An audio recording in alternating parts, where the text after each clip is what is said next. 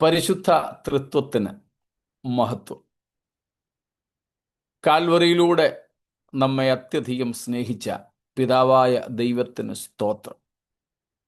സ്വന്തം ജീവൻ നമുക്ക് വേണ്ടി ഏൽപ്പിച്ചു തന്ന പുത്രനായ ക്രിസ്തുവേശുവിൻ്റെ നാമത്തിലുള്ള സ്നേഹവും വന്ദനങ്ങളും ആദരവോടെ അറിയിക്കുന്നു.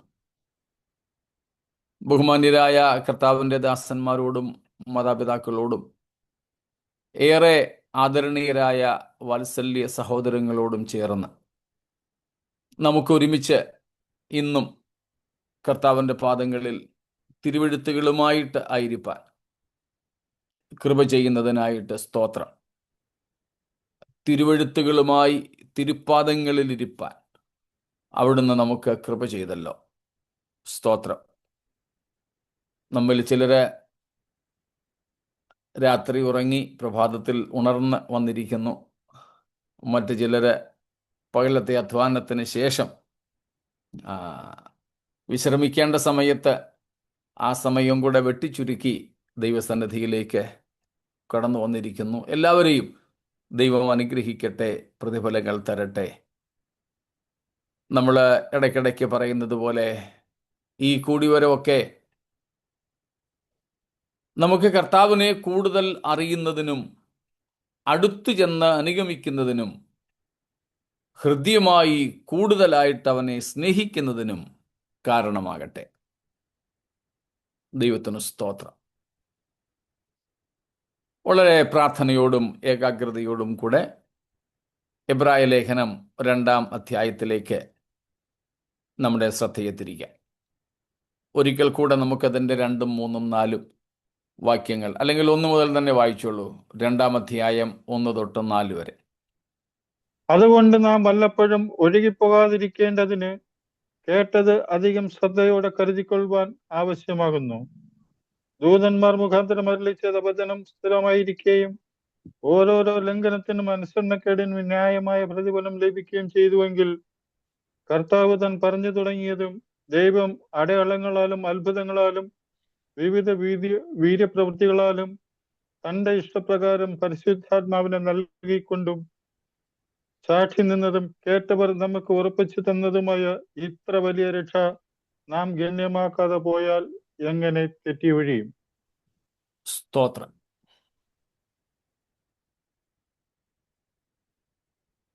നമ്മളിപ്പോൾ പഠിച്ചു വരുന്നത്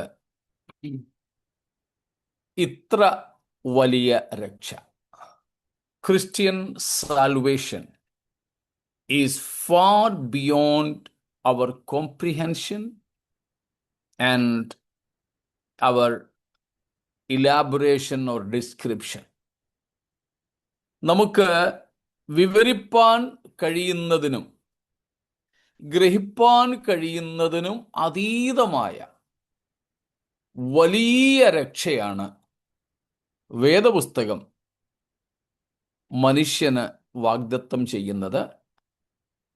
ക്രിസ്തുവിലൂടെ ദൈവം നമുക്ക് നൽകിയിരിക്കുന്നത്, നാം ഇന്ന് പ്രാപിച്ചിരിക്കുന്ന ഈ രക്ഷ. എന്തുകൊണ്ട് അത് ഇത്ര വലുത് എന്നുള്ളതാണല്ലോ നമ്മുടെ ചിന്താവിഷയം. 7 കാര്യങ്ങളാണ് നമ്മൾ ചിന്തിച്ചതെന്നാണ് എൻ്റെ ഓർമ്മ, അല്ലേ? ഓക്കെ, സ്തോത്രം. ഇന്നലെ നമ്മൾ ഒടുവിലായിട്ട് ചിന്തിച്ചത് 2 കാര്യങ്ങളായിരുന്നു. ഒന്ന്, കേട്ടവർ നമുക്ക് ഉറപ്പിച്ചു തന്ന രക്ഷ, അല്ലെങ്കിൽ വചനം, അല്ലെങ്കിൽ സുവിശേഷം. നമ്മളതിൽ നിന്ന് മനസ്സിലാക്കിയത് യേശുക്രിസ്തുവിൽ നിന്ന് നേരിട്ട് കേട്ടവരും ദൃക്സാക്ഷികളുമായ അപ്പോസ്തലന്മാരിലൂടെ നമുക്ക് ഉറപ്പിച്ച് നൽകപ്പെട്ട സുവിശേഷം, രക്ഷ എന്നുള്ള കാര്യമായിരുന്നു. മറ്റൊന്ന്, ഇതിൻ്റെ മാഹാത്മ്യത്തിനുള്ള കാരണം because of the witness, because of the unique witness. The Christian salvation is quite unique and it's so great. ഈ രക്ഷയ്ക്ക് സാക്ഷി നിന്ന ആളിൻ്റെ വലിപ്പത്തിനനുസരിച്ച് ഈ രക്ഷ വലുതാണെന്ന് നമ്മൾ കണ്ടു. സ്തോത്രം. വലുതാണെന്ന് നമ്മൾ കണ്ടു. ഇത്ര വലിയ രക്ഷ. കാരണം ഈ രക്ഷയുടെ സാക്ഷി അത്രയ്ക്കും വലിയ ആളാണ്. ആ സാക്ഷിയേക്കാൾ വലിയ ഒരാൾ വേറെ ഇല്ല. സ്തോത്രം. സാക്ഷിയേക്കാൾ വലിയ ഒരാൾ വേറെ ഇല്ല. സ്തോത്രം. നിസ്തുലനായി, നിരുപമനായി, അനുപമനായ ഒരു സാക്ഷി. സ്തോത്രം. ഒരു സാക്ഷി. അത് മറ്റാരുമല്ല, നമ്മുടെ ദൈവം തന്നെയാണെന്ന് നമ്മൾ കണ്ടു. ദൈവം തന്നെയാണ്. സ്തോത്രം. 4 തരത്തിലാണ് ആ സാക്ഷീകരണം ദൈവം നിവർത്തിച്ചിരിക്കുന്നതെന്നും നമ്മൾ മനസ്സിലാക്കി. അത്ഭുതങ്ങൾ, അടയാളങ്ങൾ, വീര്യപ്രവർത്തികൾ എന്ന പ്രവർത്തനങ്ങൾ, എന്ന സ്ഥിരീകരണങ്ങൾ, കൂടാതെ പരിശുദ്ധാത്മാവെന്ന ആളത്വത്തെയും, സ്തോത്രം, വിശ്വസിക്കുന്ന രക്ഷിക്കപ്പെടുന്നവർക്ക് പകർന്നുകൊണ്ട് ഈ രക്ഷയെ പിതാവായ ദൈവം സാക്ഷീകരിച്ച് സ്ഥിരപ്പെടുത്തി എന്നാണ് മനസ്സിലാകുന്നത്. അവിടെ കൊടുത്തിട്ടുള്ളൊരു പ്രയോഗമുണ്ട്, തൻ്റെ ഇഷ്ടപ്രകാരം. സ്തോത്രം. തൻ്റെ ഇഷ്ടപ്രകാരം. God still works miracles. God still performs signs. ഇന്നും ദൈവം അത്ഭുതങ്ങൾ ചെയ്യുന്നു. നമ്മൾ ചിലപ്പോഴൊക്കെ പറയാറുള്ളത് പോലെ ഈ വിഷയത്തിലും 2 എക്സ്ട്രീമുകൾ, 2 തലങ്ങളിലേക്ക് ഇൻബാലൻസ്ഡ് ആയിട്ട്, ഒരു സന്തുലിതാവസ്ഥ ഇല്ലാതെ മാറി നിൽക്കുന്ന നിലകൾ നമ്മുടെ ഇടയിലുണ്ട്. മനസ്സിലായോ? അതായത് ചിലരാണെങ്കിൽ അത്ഭുതങ്ങളെയും അടയാളങ്ങളെയും അഥവാ കരിഷ്മായെ പൂർണ്ണമായും നിരാകരിക്കുന്നു. വേറെ ചിലരാണെങ്കിൽ അത് മാത്രമേ ഉള്ളൂ. ഇത് രണ്ടും തെറ്റാണ്. നമുക്ക് വേണ്ടത് എപ്പോഴും നമ്മുടെ ക്ലാസ്സുകളിൽ നമ്മൾ പറയുന്നത് പോലെ വേദപുസ്തകത്തിൻ്റെ സന്തുലിതാവസ്ഥയിൽ നിലനിൽക്കുക എന്നതാണ്. We need to keep a scriptural balance in whether practice or faith. വിശ്വാസത്തിലും ആചരണത്തിലും വേദപുസ്തകം പഠിപ്പിക്കുന്ന ഒരു സന്തുലിത നില നാം സൂക്ഷിക്കണം. ഇപ്പോൾ നമ്മൾ പഠിക്കുന്ന വിഷയത്തോടനുബന്ധിച്ച് നാം പ്രാപിച്ചിരിക്കുന്ന ദൈവം മനുകുലത്തിന് വാഗ്ദത്തം ചെയ്ത യേശുക്രിസ്തു തൻ്റെ പ്രായശ്ചിത്ത യാഗത്തിലൂടെ നേടിത്തന്ന രക്ഷ, ക്രിസ്ത്യൻ സാൽവേഷൻ, വേദപുസ്തകം പറയപ്പെടുത്തുന്ന രക്ഷ, ക്രൈസ്തവ രക്ഷാശാസ്ത്രം അനുസരിച്ചുള്ള രക്ഷ, അതിന് സാക്ഷി നിന്നത് ദൈവമാണ്, നിൽക്കുന്നത് ദൈവമാണ്. അതിന് 4 മാധ്യമങ്ങൾ, അത്ഭുതങ്ങളും അടയാളങ്ങളും വിവിധ വീര്യപ്രവർത്തികളും. സ്തോത്രം. ദൈവം അന്ന് ചെയ്തെങ്കിൽ ഇന്നും അത് ചെയ്യും. സ്തോത്രം. ഇന്നും അത് ചെയ്യും. നമ്മുടെ കർത്താവും നമുക്ക് വാഗ്ദത്തം ചെയ്തത് ഓർമ്മയുണ്ടല്ലോ. മർക്കോസ് 16 മുതൽക്കുള്ള വാക്യങ്ങളിൽ വിശ്വസിക്കുന്നവരാൽ ഈ അടയാളങ്ങൾ നടക്കും. വിശ്വസിക്കുന്നവരാൽ. സ്പെഷ്യലിസ്റ്റുകളാലല്ല, പ്രത്യേക വരപ്രാപ്തരാലല്ല. തീർച്ചയായും കൊരിന്ത്യർക്കുള്ള 1-ാം ലേഖനം 12, 13, 14 അധ്യായങ്ങളിലായി കൃപാവരങ്ങളെക്കുറിച്ച് അപ്പോസ്തലൻ പറയുന്നുണ്ട്. ചിലർക്ക് ചില കൃപാവരങ്ങൾ കൊടുത്തിട്ടുള്ളതായിട്ട് പറയുന്നു. Gifts of the spirit, they are different. All the gifts are not given to one single person, but there may be no Christian without any of these gifts. ഒരു ക്രിസ്ത്യാനിക്കും ദൈവം എല്ലാ വരങ്ങളും കൂടെ കൊടുത്തിട്ടില്ല. എല്ലാ വരങ്ങളും ഒരുപോലെ പ്രയോഗിക്കുന്ന ആരുമില്ല. ദൈവം തൻ്റെ ഇഷ്ടപ്രകാരം ഓരോരുത്തന് കൃപകൾ, വരങ്ങൾ കൊടുക്കുക. കൊരിന്ത്യ ലേഖനത്തിൽ 12, 14, 1-ാം ലേഖനം 12, 14 അധ്യായങ്ങളിൽ അത് തന്നെയാണ് പൗലോസും പറയുന്നത്.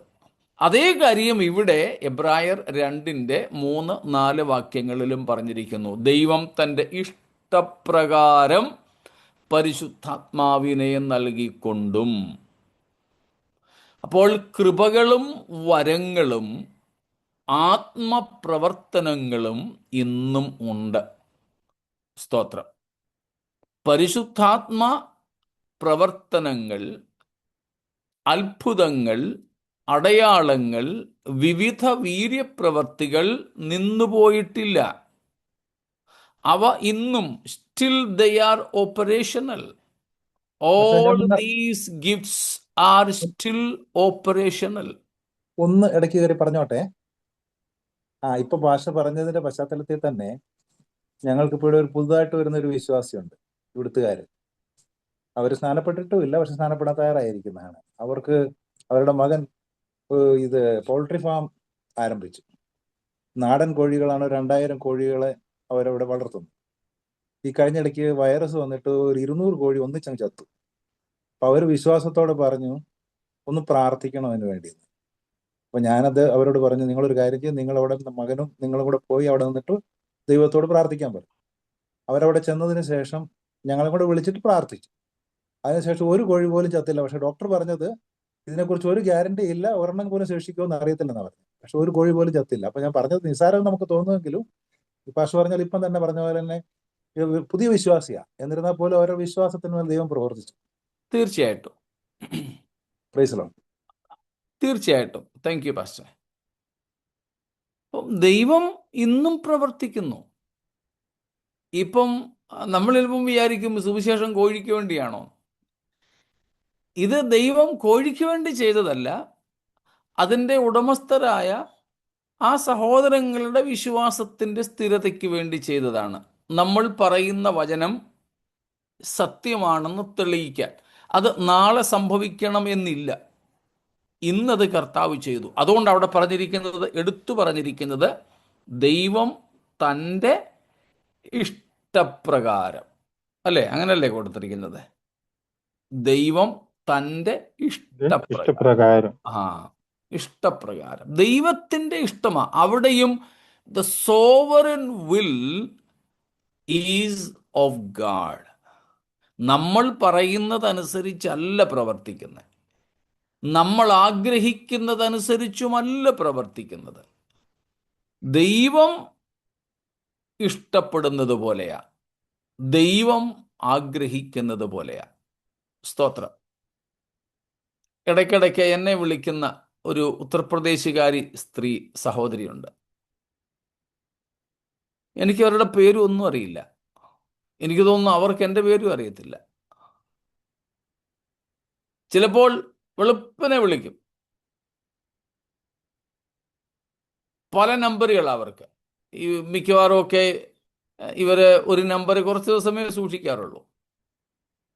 കാരണം ഈ മൊബൈൽ കമ്പനിക്കാര് സിം കാർഡ് വിൽക്കാൻ വേണ്ടിയിട്ട് ഒത്തിരി സ്കീം ഇറക്കും. അപ്പോൾ അവരിങ്ങനെ ഇടയ്ക്കിടയ്ക്ക് കൊണ്ടുവന്ന് വെക്കും. പുതിയ സിം എടുക്കുകയാണെങ്കിൽ ഇത്ര രൂപ നിങ്ങൾക്ക് ഫ്രീ ടോക്ക് ടൈം കിട്ടുമെന്നും പറഞ്ഞ്. ഈ പാവങ്ങൾ അത്രയും അതിനു വേണ്ടിയിട്ട് പോയി പുതിയ സിം എടുക്കും, പഴയത് കളയും. അപ്പം മിക്കവാറും പുതിയ നമ്പറിൽ നിന്നാണ് വിളിക്കുന്നത്. വിളിച്ചു കഴിയുമ്പോഴത്തേക്കിനും ജയമസി ഭായിജി, അപ്പോഴേ അറിയാം. അപ്പോൾ പറയും, ഭായി സഹോദര, ഞാനിപ്പം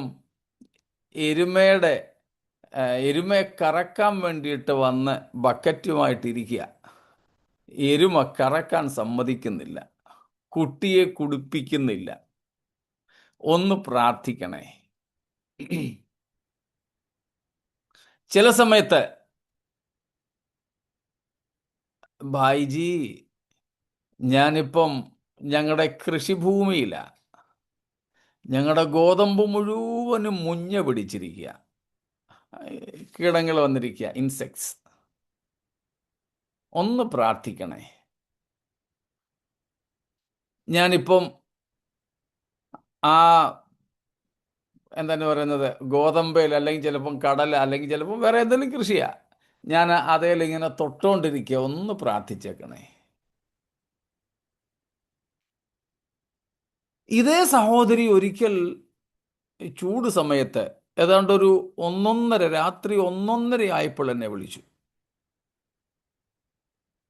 ഞാൻ പേടിച്ചുപോയി. 18-19 വയസ്സുള്ള പെൺകുട്ടി. ഈ ചൂട് സമയത്ത് അവർ ടെറസയിലാണ് കിടന്നുറങ്ങുന്നത്. അങ്ങനെ ടെറസയിൽ കിടന്നുറങ്ങുക. അപ്പോൾ ടെറസയിലാണെങ്കിൽ ഇവർ വിറകും അങ്ങനെയുള്ള ഒത്തിരി സാധനങ്ങളൊക്കെ സൂക്ഷിക്കും.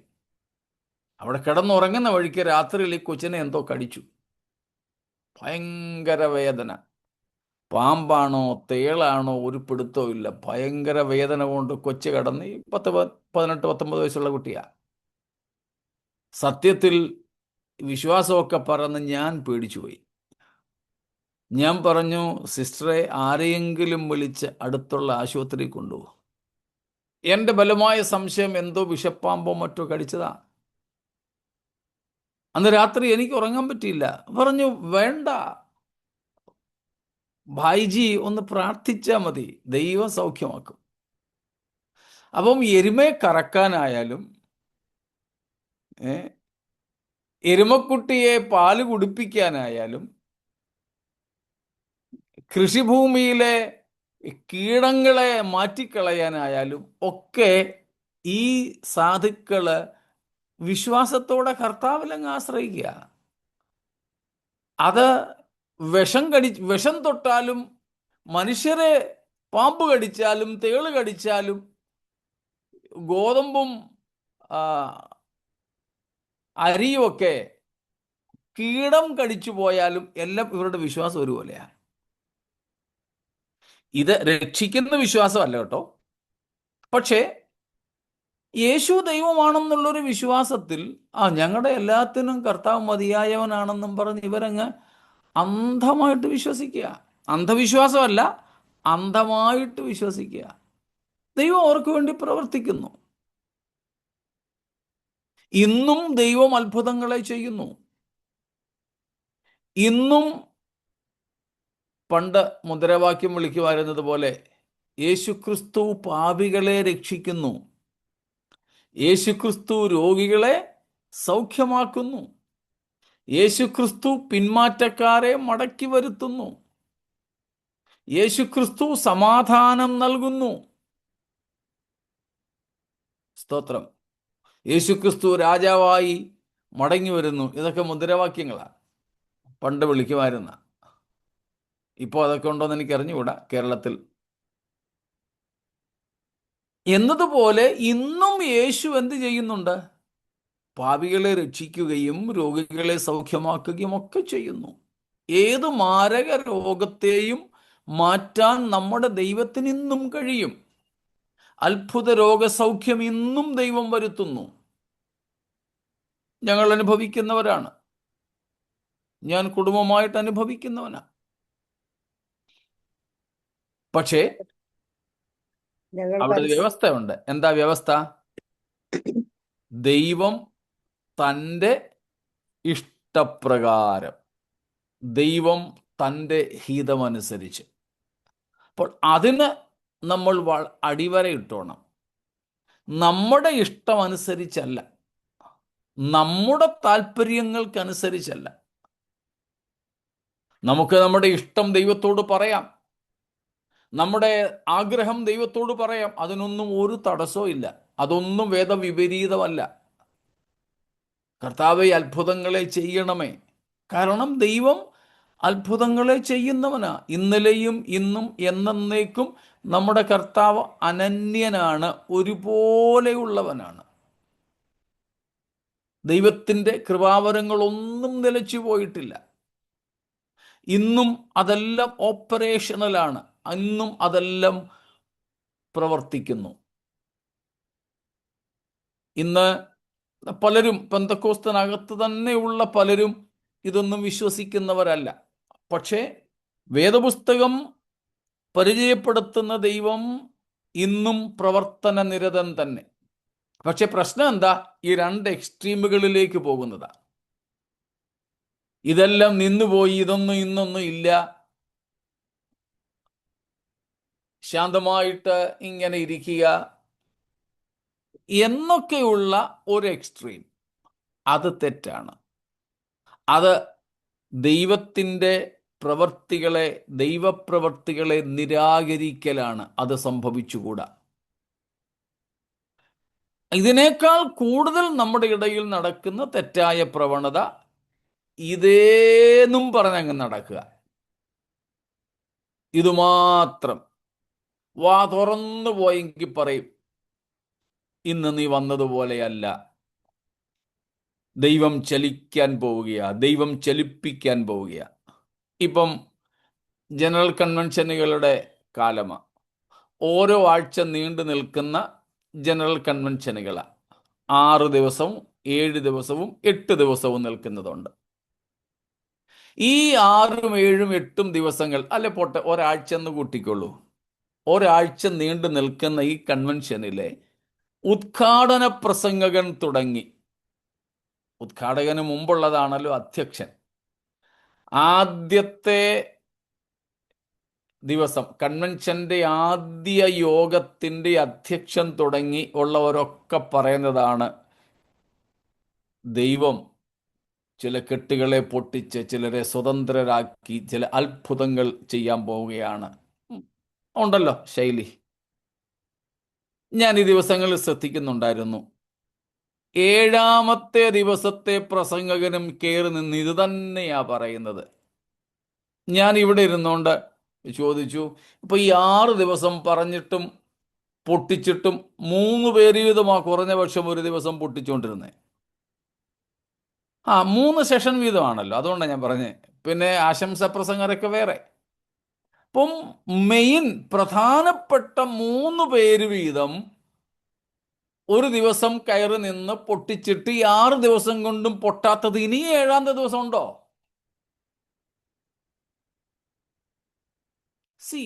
അവിടെയാണ് ഇതിൻ്റെ പിശക് കിടക്കുന്നത്.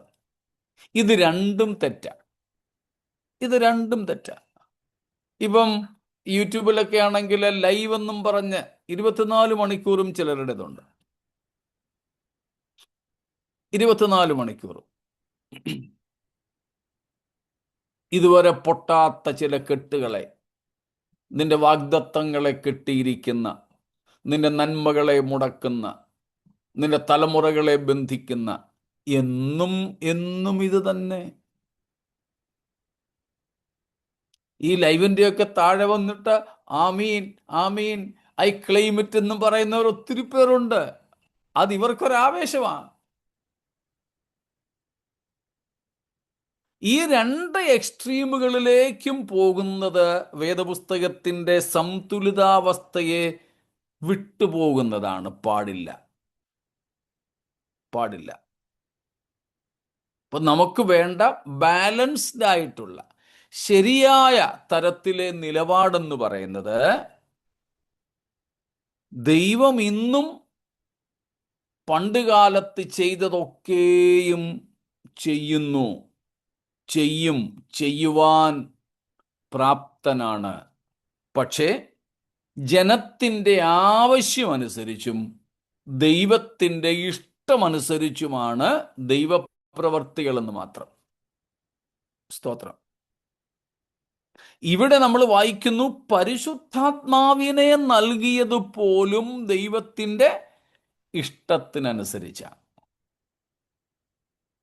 ആ പരിശുദ്ധാത്മാവിനെ ദൈവത്തിൻ്റെ ഇഷ്ടത്തിനനുസരിച്ച് നൽകി എന്ന് പറയുന്നത് പരിശുദ്ധാത്മശക്തിയെ സംബന്ധിച്ച, ആളത്വത്തെ സംബന്ധിച്ചല്ല. മനസ്സിലാവുന്നുണ്ടായിരിക്കുമല്ലോ. പരിശുദ്ധാത്മാവെന്ന ഒറ്റ വ്യക്തിയേ ഉള്ളൂ. ആ ഒരു വ്യക്തി എന്ന പരിശുദ്ധാത്മാവിനെ എല്ലാവർക്കും തുല്യമായിട്ട് തന്നെയാണ് നൽകിയിരിക്കുന്നത്. രക്ഷിക്കപ്പെടുന്ന എല്ലാവർക്കും തുല്യമായി തന്നെയാണ് പരിശുദ്ധാത്മാവെന്ന ആളത്വത്തെ, പരിശുദ്ധാത്മാവെന്ന വ്യക്തിയെ നൽകിയിരിക്കുന്നത്. എന്നാൽ ആ ആത്മാവിൻ്റെ പ്രവൃത്തിയും ആ പരിശുദ്ധാത്മാവിൻ്റെ ശക്തിയും ഓരോരുത്തരിലും വ്യത്യസ്തമാണ്. അത് ദൈവം നൽകുന്നത് ദൈവത്തിൻ്റെ ഇഷ്ടപ്രകാരം എന്നാണ് നാം ഈ 4-ാമത്തെ വാക്യത്തിൽ വായിക്കുന്നത്. സ്തോത്രം. ഒന്നും കൂടെ ആ 3ഉം 4ഉം വാക്യങ്ങൾ മാത്രം ഒന്ന് വായിച്ചോളൂ. കർത്താവ് താൻ പറഞ്ഞു തുടങ്ങിയതും ദൈവം അടയാളങ്ങളാലും അത്ഭുതങ്ങളാലും വിവിധ വീര്യപ്രവൃത്തികളാലും തന്റെ ഇഷ്ടപ്രകാരം പരിശുദ്ധാത്മാവിനെ നൽകിക്കൊണ്ടും സാക്ഷി നിന്നതും കേട്ടവർ നമുക്ക് ഉറപ്പിച്ചു. മതി. കണ്ടോ, ദൈവം തൻ്റെ ഇഷ്ടപ്രകാരം പരിശുദ്ധാത്മാവിനെ നൽകിക്കൊണ്ട്. 1 കൊരിന്ത്യർ 12-ാമത്തെ അധ്യായത്തിലേക്ക് വരാം. അതിൻ്റെ 4 മുതൽ. എന്നാൽ കൃപാവരങ്ങളിൽ വ്യത്യാസമുണ്ട്, ആത്മാവ് ഒന്നത്രേ. ശുശ്രൂഷകളിൽ വ്യത്യാസമുണ്ട്, കർത്താവ് ഒരുവൻ. വീര്യപ്രവൃത്തികളിൽ വ്യത്യാസമുണ്ട്, എങ്കിലും എല്ലാവരിലും എല്ലാം പ്രവർത്തിക്കുന്ന ദൈവം ഒരുവൻ തന്നെ. എന്നാൽ ഓരോരുത്തന് ആത്മാവിന്റെ പ്രകാശനം പൊതുപ്രയോജനത്തിനായി നൽകപ്പെടുന്നു. ഒരുത്തന് ആത്മാവിനാൽ ജ്ഞാനത്തിന്റെ വചനവും മറ്റൊരുത്തന് അതേ ആത്മാവിനാൽ പരിജ്ഞാനത്തിന്റെ വചനവും നൽകപ്പെടുന്നു. വേറൊരുത്തന് അതേ ആത്മാവിനാൽ വിശ്വാസം, മറ്റൊരുവന് അതേ ആത്മാവിനാൽ രോഗശാന്തികളുടെ വരം, മറ്റൊരുവന് വീര്യപ്രവൃത്തികൾ, മറ്റൊരുവന് പ്രവചനം, മറ്റൊരുവന് ആത്മാക്കളുടെ വിവേചനം, വേറൊരുവന് പലവിധ ഭാഷകൾ, മറ്റൊരുവന് ഭാഷകളുടെ വ്യാഖ്യാനം. എന്നാൽ ഇത് എല്ലാം പ്രവർത്തിക്കുന്നത് താൻ ഇച്ഛിക്കും പോലെ അവനവന് അതത് വരം പകുത്തു കൊടുക്കുന്ന ഒരേ ആത്മാവ് തന്നെ.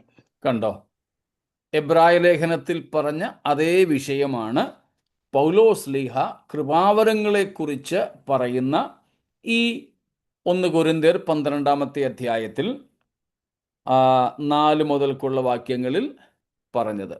സ്തോത്രം. അവിടെ കണ്ടോ, എല്ലാം പ്രവർത്തിക്കുന്നത് 11-ാമത്തെ വാക്യമാണ്, താൻ ഇച്ഛിക്കും പോലെ. എബ്രായ ലേഖകന്റെ അതേ ഭാഷ, താൻ ഇച്ഛിക്കും പോലെ അവനവന് അതതു വരം പകുത്തു കൊടുക്കുന്ന ഒരേ ആത്മാവ് തന്നെ. സ്തോത്രം. ത്രിയേക ദൈവത്തെക്കുറിച്ച് 4ഉം 5ഉം 6ഉം വാക്യങ്ങളിൽ പറഞ്ഞത് കണ്ടോ, ആത്മാവൊന്ന്, കർത്താവൊന്ന്, ദൈവം ഒരുവൻ തന്നെ. ത്രിയേക ദൈവത്തിൻ്റെ പ്രവൃത്തിയാണിത്. അതുകൊണ്ടാ എബ്രായ ലേഖനത്തിൽ ദൈവം കൊടുക്കുന്നു എന്ന് പറഞ്ഞത് കൊരിന്ത്യ ലേഖനത്തിൽ പരിശുദ്ധാത്മാവ് നൽകുന്നുവെന്ന് 11-ാം വാക്യത്തിൽ പറഞ്ഞത്. സ്തോത്രം. അതുകൊണ്ട് നമുക്ക് വേദപുസ്തകത്തിൻ്റെ കാഴ്ചപ്പാടാണ് വേണ്ടത്. പ്ലീസ്, ആരും ഒരു ഇസത്തിൻ്റെയും പുറകെ പോകരുത് കേട്ടോ. ഒരു ഇസത്തിൻ്റെയും വേണ്ട. എന്നോട് പലരും ചോദിക്കാറുണ്ട്, പാസ്റ്ററുടെ ഏതിനോടാ ചേർന്ന് നിൽക്കുന്നേ? കാൽവിനിസമാണോ അർമേനിയനിസമാണോ? ഞാൻ പറഞ്ഞു, എനിക്ക് ഒരു ഇസവും ഇല്ല. വേദപുസ്തകത്തിൻ്റെ തനതായ ഉപദേശത്തെ, അതിനിപ്പം ഏത് ഇസക്കാര് പറഞ്ഞാലും എനിക്കത് ബാധകമല്ല, ആരതിനെ എതിർത്താലും ബാധകമല്ല. ബൈബിളിൻ്റെ തനതായ ഉപദേശം. അതുകൊണ്ട് ഇതിനകത്ത് ആരും ഇസം കാണരുത്. ലൂഥറിനെയും കാൽവിനെയും വേറെ ആരെയും ഇതിനകത്തിൽ പിടിക്കണ്ട. അവരാരും പറഞ്ഞതല്ല നമുക്ക് ബാധകം.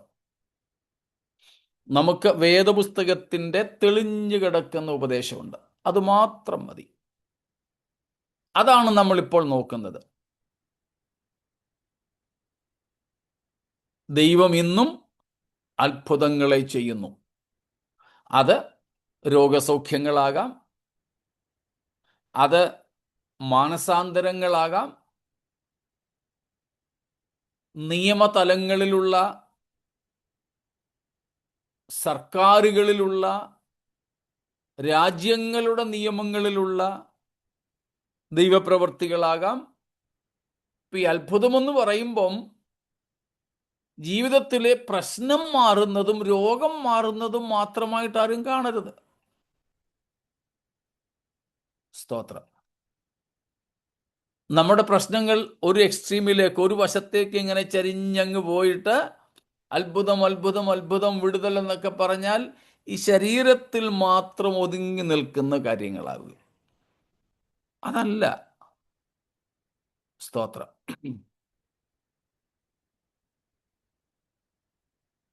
അതുകൊണ്ട് ദൈവത്തിൻ്റെ ഇഷ്ടം, ദൈവം ഇഷ്ടം പോലെ പ്രവർത്തിക്കട്ടെ. പഴയ നിയമത്തിൽ നമുക്കറിയാം, അസരിയാവും ഹനന്യാവും മിശായേലും, ശദ്രക്ക് മേശക്ക് അബേദനഗോ, നെബൂഖദ്നേസർ അവരെ തീയിലിടാൻ വേണ്ടി തീച്ചൂളയുടെ ശൗര്യം കൂട്ടി ഭീഷണിപ്പെടുത്തിയപ്പോൾ അവർ പറഞ്ഞ കാര്യം, ഞങ്ങളുടെ ദൈവത്തിന് നിന്റെ കയ്യിൽ നിന്നും ഈ തീച്ചൂളയിൽ നിന്നും ഞങ്ങളെ വിടുവിപ്പാൻ കഴിയും. അവർ പറയാത്ത ഒരു കാര്യം മനസ്സിലാക്കാൻ വേണ്ടിയിട്ട് ഞാൻ പറയാം. ഇനിയും ഞങ്ങളെ വിടുവിക്കുവാൻ അവിടുത്തേക്ക് മനസ്സായില്ലെങ്കിലും, അതാണ് അല്ലെങ്കിലും എന്നതിൻ്റെ അർത്ഥം, ഞങ്ങൾ നീ നിർത്തിയ ബിംബത്തെ നമസ്കരിക്കുകയില്ല. ഇതാണ് നമുക്ക് വേണ്ട വിശ്വാസം. ദൈവത്തിന് ഇന്നും അത്ഭുതം ചെയ്യുവാൻ കഴിയും. ദൈവം ചെയ്യുന്നു. അത് എവിടെയും ചെയ്യും. ആർക്കു വേണ്ടിയും ദൈവം പ്രവർത്തിക്കും.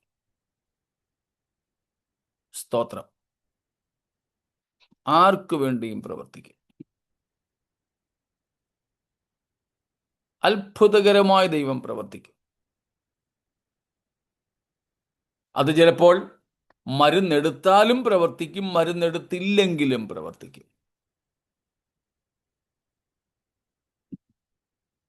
സ്തോത്രം. അപ്പൊ ദൈവത്തിന് അങ്ങനെ ചെയ്യാൻ കഴിയും. ദൈവത്തിന് മനസ്സുണ്ടെങ്കിൽ ചെയ്യട്ടെ. പരിശുദ്ധാത്മാവിനെ നമുക്ക് നൽകിയിരിക്കുന്നു.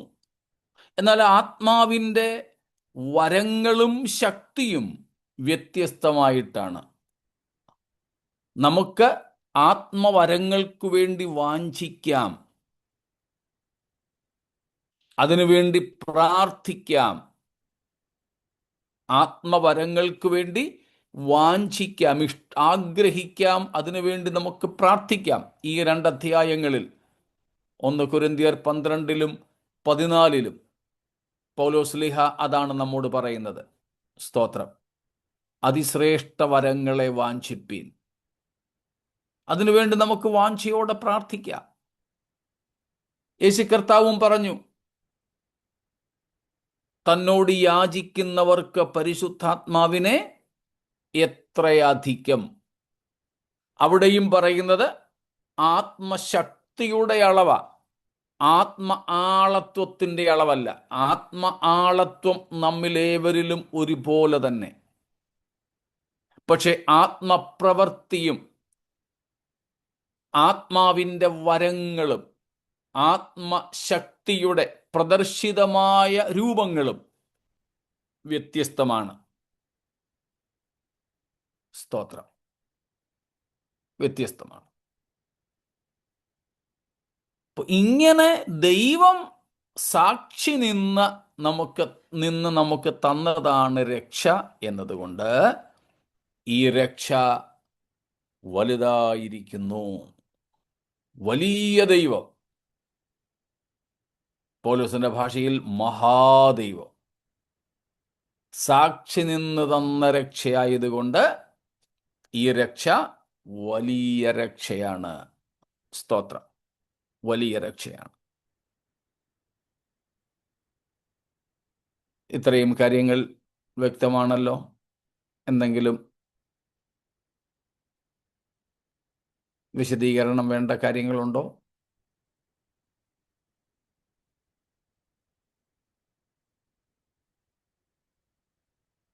സ്തോത്രം.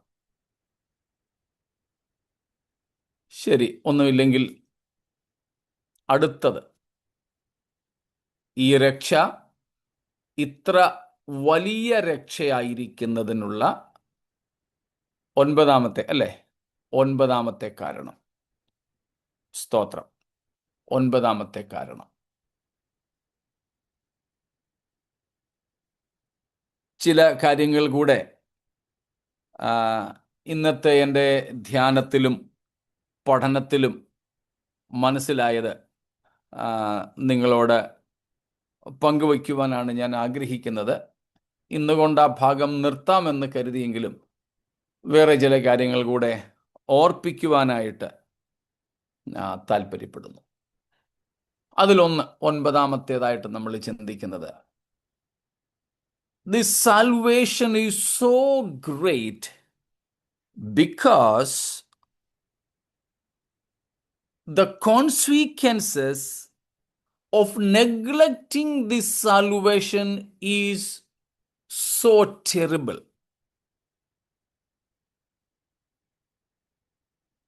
This salvation is so great because neglecting this salvation will invite so terrible, tremendous consequences, results. ഈ രക്ഷ ഇത്ര വലിയതാകുന്നതിന് ഉള്ള ഒൻപതാം കാരണമായി നമുക്ക് ഗ്രഹിക്കാൻ കഴിയുന്നത്, ഈ രക്ഷയുടെ തിരസ്കരണം സമാനതകളില്ലാത്ത ന്യായവിധി വിളിച്ചു വരുത്തുന്നതാണ് എന്നത്. സ്തോത്രം. ഭയാനകമായ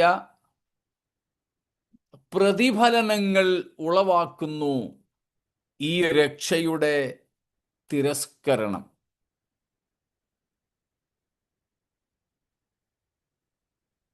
നമ്മൾ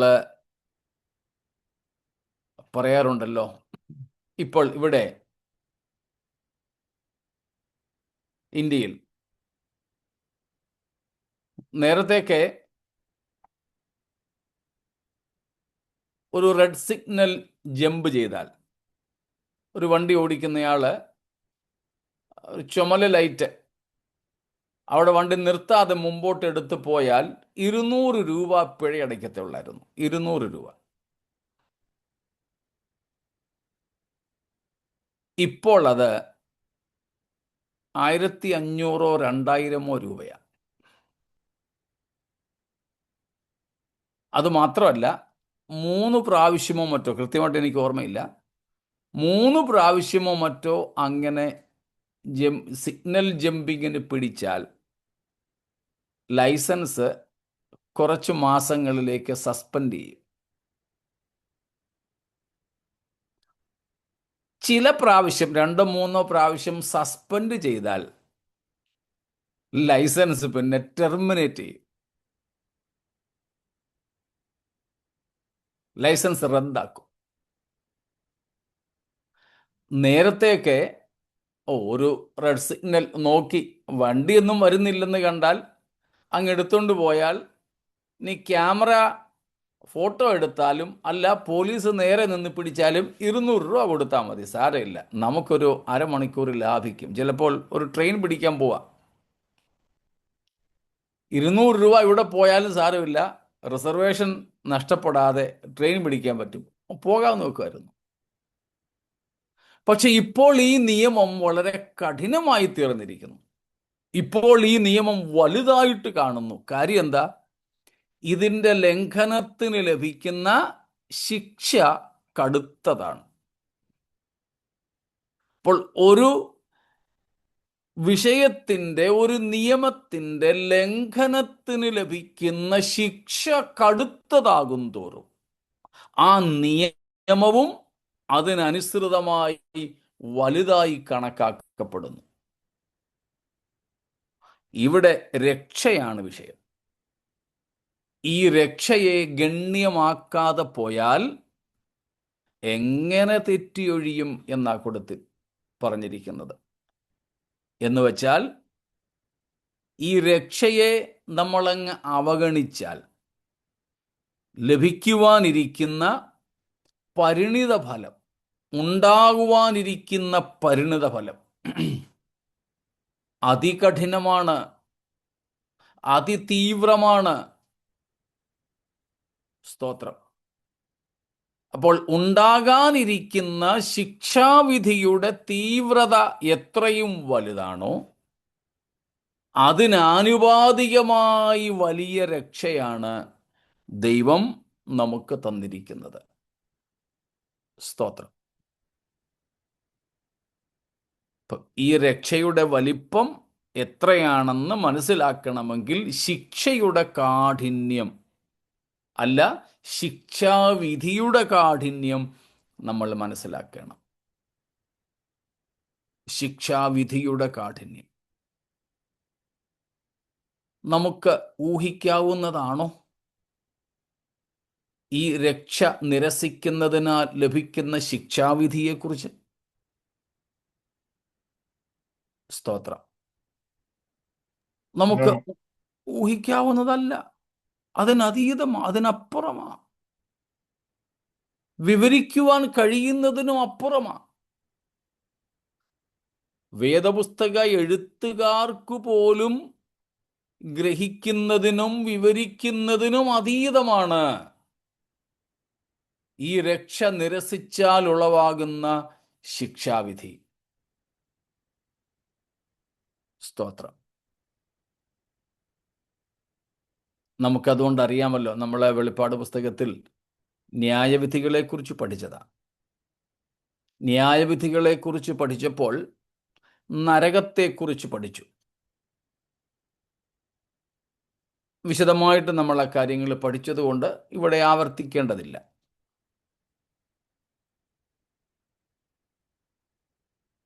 നമ്മൾ കണ്ട ഒരു കാര്യം, നരകത്തെക്കുറിച്ച് വേദപുസ്തകത്തിൽ ഏറ്റവും കൂടുതൽ വിശദീകരിച്ച പറയുന്ന ആളാരാണ്?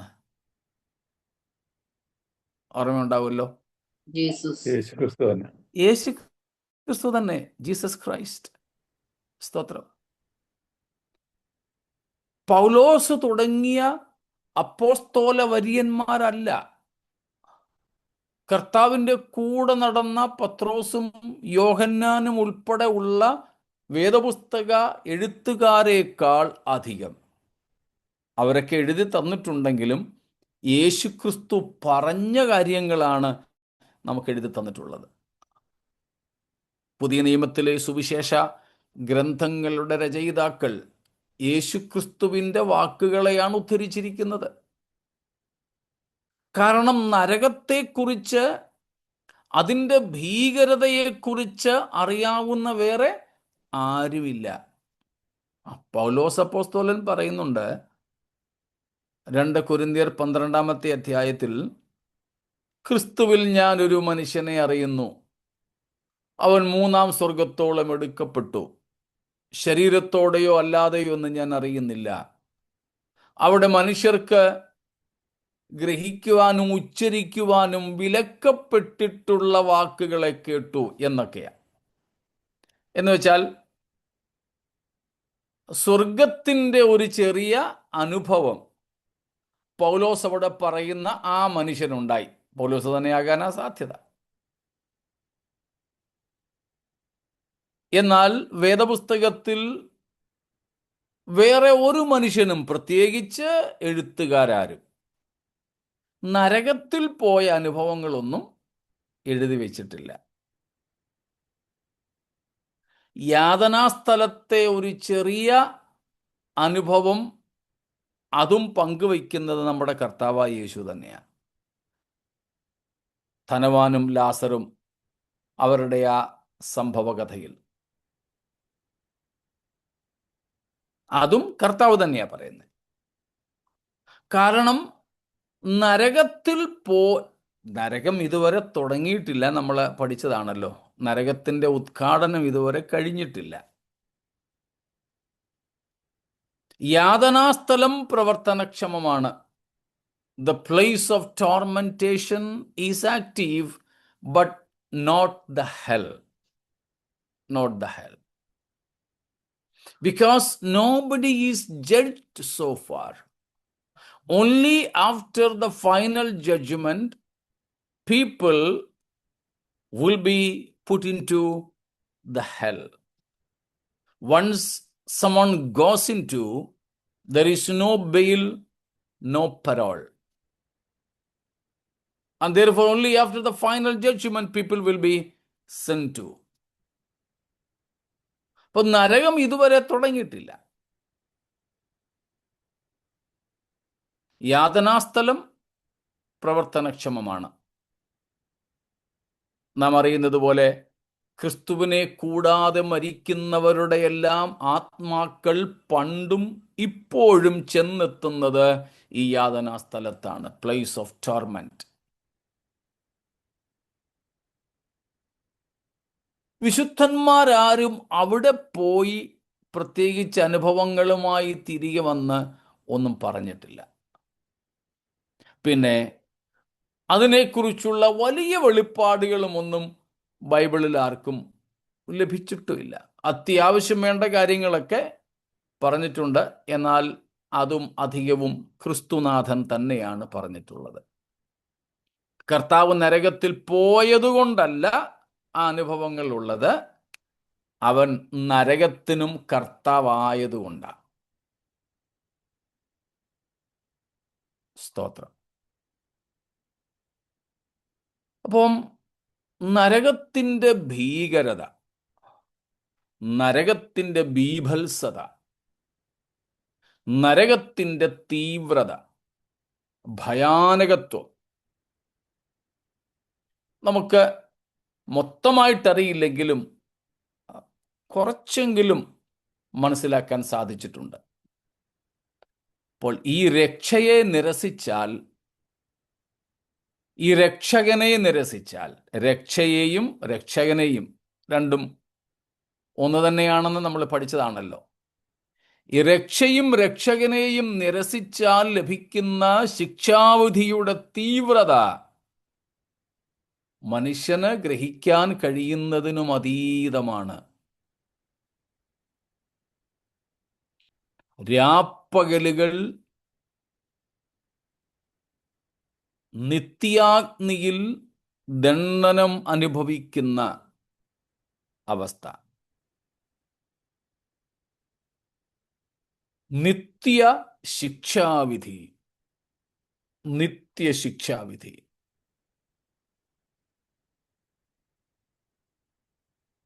പൗലോസ് അപ്പോസ്തലൻ 2 തെസ്സലോനിക്ക ലേഖനം 1:9-10 വാക്യങ്ങളിൽ പറയുന്നത് നമ്മൾ ഒത്തിരി പ്രാവശ്യം വായിച്ചിട്ടുണ്ട്.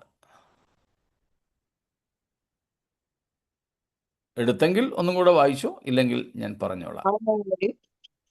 ആ നാളിൽ അവൻ തന്റെ വിശുദ്ധന്മാരിൽ മഹത്വപ്പെടേണ്ടതിനും ഞങ്ങളുടെ സാക്ഷ്യം നിങ്ങൾ വിശ്വസിച്ചതുപോലെ വിശ്വസിച്ച എല്ലാവരിലും താൻ അതിശയ വിഷയം ആകേണ്ടതിനും വരുമ്പോൾ സുവിശേഷം അനുസരിക്കാത്തവർ കർത്താവിന്റെ സന്നിധാനവും അവന്റെ വല്ലഭത്വത്തോടുകൂടിയ മഹത്വവും വിട്ടകന്ന് നിത്യനാശം എന്ന ശിക്ഷാവിധി അനുഭവിക്കും. സ്തോത്രം. സുവിശേഷം അനുസരിക്കാത്തവർ, എന്നവിടെ പൗലോസ് പറയുന്നു. അതേ കാര്യമാണ് എബ്രായർ 2:4. എന്താ?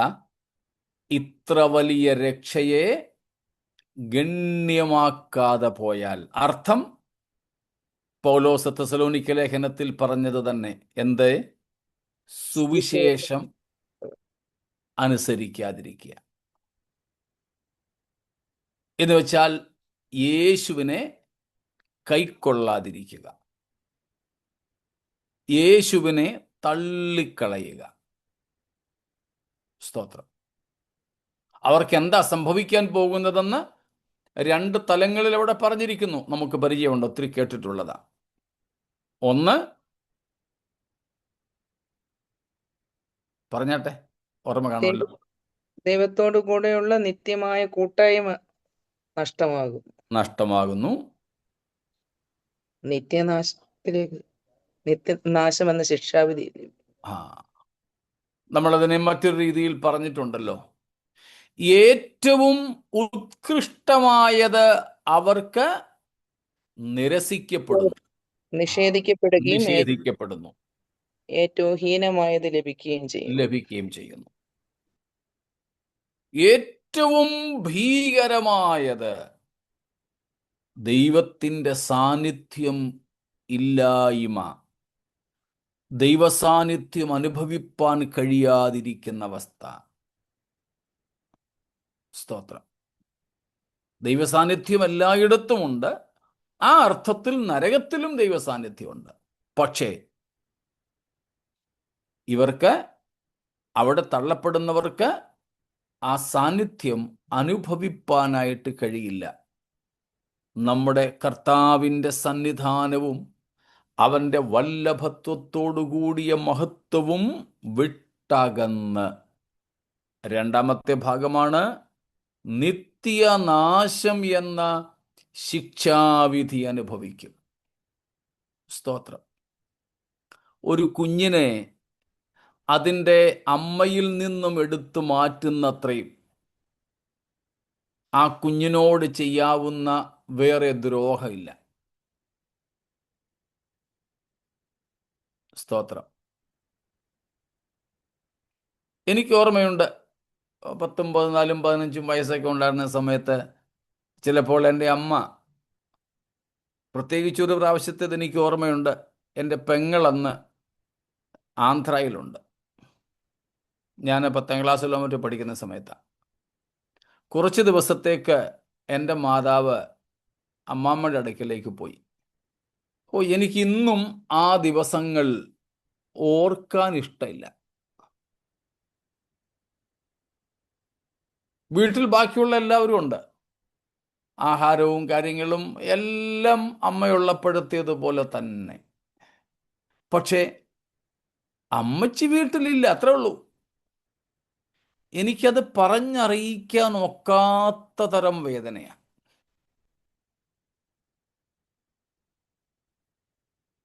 ഞാൻ സ്കൂളിൽ പഠിക്കുന്ന സമയത്ത് എൻ്റെ അമ്മാമ്മമാർ, പെങ്ങന്മാർ ഉത്തരേന്ത്യയിലൊക്കെ ജോലി ചെയ്യുകയായിരുന്നു. അവർ ഒരു മാസത്തെയോ ഒക്കെ അവധിക്ക് വന്ന് ഭയങ്കര സന്തോഷമാണ്. പക്ഷേ ഒരു ദിവസം അവർ തിരിച്ചു പോകും. അന്ന് രാവിലെ ഞാൻ കരഞ്ഞു വിളിച്ച് സ്കൂളിൽ പോകും. സ്കൂളിൽ നിന്ന് അന്ന് വൈകുന്നേരം തിരിച്ചു വരുമ്പോൾ എനിക്ക് എന്തെന്നില്ലാത്ത നിരാശയാണ്. വീട്ടിൽ വന്നാലും അത് തന്നെ.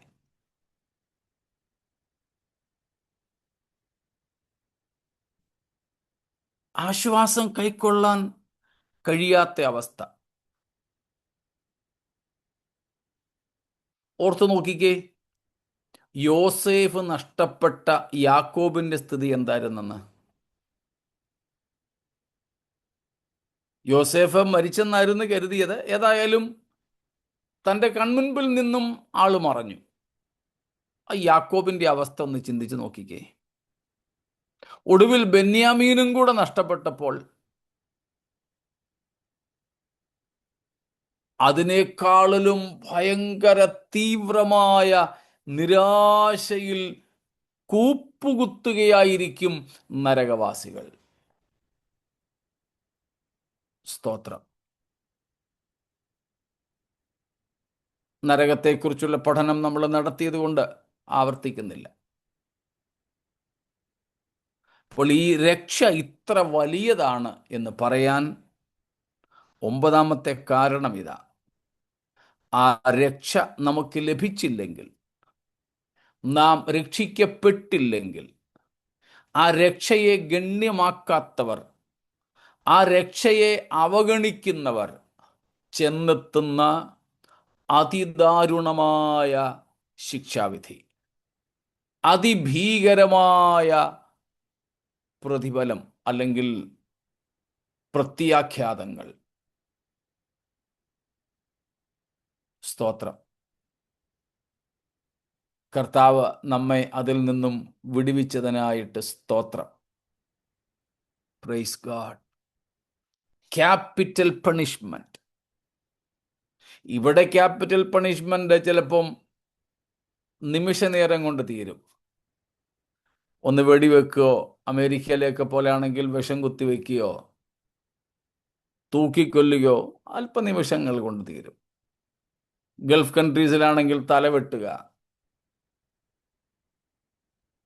ഏതാനും നിമിഷങ്ങളിലേ ഉള്ളൂ. പക്ഷെ ഇതങ്ങനെയല്ലല്ലോ. അതിനുശേഷം അവസാനിക്കാത്ത യുഗായുഗങ്ങൾ മുഴുവനും ദണ്ഡനം അനുഭവിക്കുകയല്ലേ.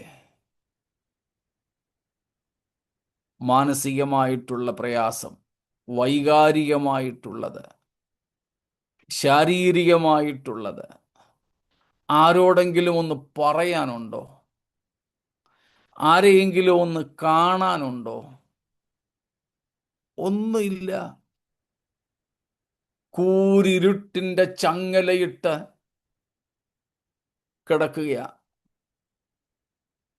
നീ ഒരാളിൻ്റെ നിലവിളി മറ്റേയാൾക്ക് കേൾക്കാൻ ഒക്കുമെന്ന് പോലും എനിക്ക് സംശയമുണ്ട്. അങ്ങനെ ആരുന്നേലും ചിലപ്പം ഒന്ന് ആശ്വസിക്കായിരുന്നു, അവനും കിടന്ന് കരയുകയാണെന്ന്, അടുത്ത മുറിയിലെങ്കിലും ഒരുത്തനുണ്ടെന്ന്. ചിലപ്പോൾ അതുപോലും സാധ്യതയില്ല. വെളിച്ചത്തിൻ്റെ തരിമ്പ് പോലുമില്ല. ഒന്ന് അനങ്ങാൻ പറ്റില്ല. കുറ്റിരുട്ട്, വേദന, മാനസിക പ്രയാസം, ദേഷ്യം, നിരാശ ഒക്കെ ഒന്ന് ഓർത്തു നോക്കിക്കേ. സ്തോത്രം.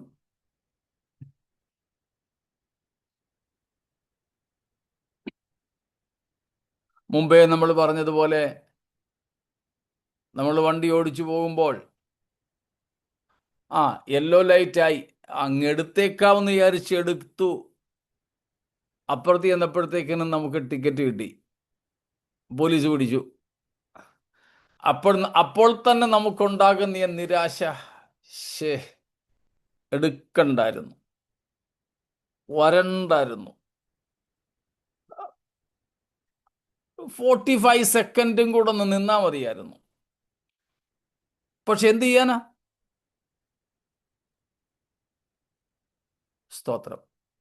നമ്മൾ റിസർവ് ചെയ്ത വണ്ടി അല്ലെങ്കിൽ ഫ്ലൈറ്റ്, ട്രെയിൻ നമുക്ക് തലനാരിഴയ്ക്ക് നഷ്ടപ്പെടുന്നു.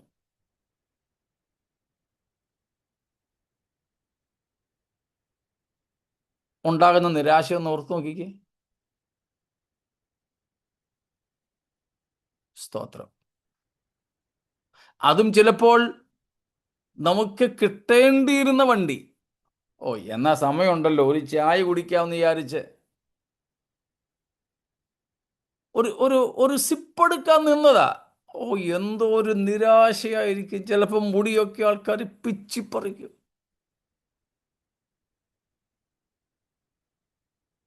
എന്തൊരു കോപം, എന്തൊരു നിരാശ. ഇനി നമ്മൾ അങ്ങനെ നമ്മളെ ആരെങ്കിലും വഴിയിലൊന്ന് തടഞ്ഞു നിർത്തി ഒന്ന് സംസാരിച്ചതാണെങ്കിൽ അവരോട് തോന്നുന്ന ദേഷ്യമൊക്കെ ഉണ്ടല്ലോ. ഇതിൻ്റെയൊക്കെ വർണ്ണനാതീതമായ തരത്തിലെ തോന്നലും അനുഭവങ്ങളുമായിരിക്കും നരകത്തിൽ പോകുന്നവർക്ക്. ഒറ്റ കാരണ, ഇത്ര വലിയ രക്ഷയെ അവർ നിരസിച്ചു, ഗണ്യമാക്കിയില്ല. ഈ ഗണത്തിൽ വേറെയും ചില കാര്യങ്ങളുണ്ട്. കർത്താവിൻ്റെ വരവ് താമസിച്ചാൽ നമുക്ക് നാളെ ആ കാര്യങ്ങൾ ചിന്തിക്കാം. ഇന്ന് രാത്രി നമുക്ക് സൗജന്യമായി ലഭിച്ച ഈ രക്ഷയുടെ ശ്രേഷ്ഠത, ഇത്ര വലിയ രക്ഷ, എത്ര ദൈവത്തിന് സ്തോത്രം ചെയ്താലും മതിയാകുമോ? വെറും സ്തോത്രം ചെയ്യുകയല്ല, എത്രയും നമ്മുടെ കർത്താവിനോട് നന്ദി ഉള്ളവരായിരുന്നാൽ മതിയാകുമോ? അതിൽ നമ്മൾ എത്ര കണ്ട് സന്തോഷിക്കേണ്ടിയിരിക്കുന്നു. സ്തോത്രം. ഇത്ര വലിയ ശിക്ഷാവിധിയിൽ നിന്നും നമുക്ക് ലഭിച്ച മോചനം ഓർക്കുമ്പോഴാണ് ഈ രക്ഷയിൽ നമുക്ക് സന്തോഷിക്കുവാൻ സാധിക്കുക. സ്തോത്രം. അതുകൊണ്ട് ഈ രക്ഷയിലും രക്ഷകനിലും സന്തോഷിച്ച് വരുവാനുള്ള ശിക്ഷാവിധിയിൽ നിന്നും ഒഴിവുള്ളവരായതിനാൽ നമ്മിൽ വെളിപ്പെടുവാനുള്ള ദൈവ തേജസ്സിൻ്റെ പ്രത്യാശയ്ക്കായി പ്രതീക്ഷയോടെ കാത്തിരിക്കാം. ഞങ്ങളെ കേൾക്കുന്നവർ ആരെങ്കിലും ഇപ്പോഴോ പിന്നീടോ ഈ രക്ഷ പ്രാപിച്ചിട്ടില്ലാതെ പിന്നീടാകട്ടെ എന്ന് പറഞ്ഞ് അവഗണിക്കുന്നവരുണ്ടെങ്കിൽ ഇന്ന് രാത്രി ഓർത്തുകൊള്ളുക, അവസരം ഇനിയും ലഭിക്കണമെന്നില്ല. അതുകൊണ്ട് ഈ രക്ഷയെ ഗണ്യമാക്കാതെ പോകരുത്. ഈ ഭീകര ശിക്ഷാവധിയിൽ നിന്നും അങ്ങനെയുള്ളവർ തെറ്റിയൊഴിയുകയില്ല. അതുകൊണ്ട് നമ്മിൽ ആർക്കും ആ ശിക്ഷാവിധി വരാതിരിക്കട്ടെ. എല്ലാവർക്കും ദൈവത്തോടു കൂടെയുള്ള ആ മഹത്വവാസം ലഭിക്കട്ടെ എന്ന പ്രാർത്ഥനയോടെ ഇന്ന് ഇവിടെ നമുക്ക് നിർത്താം. ഈ വചനങ്ങളാൽ ദൈവം നമ്മെ അനുഗ്രഹിക്കുമാറാകട്ടെ.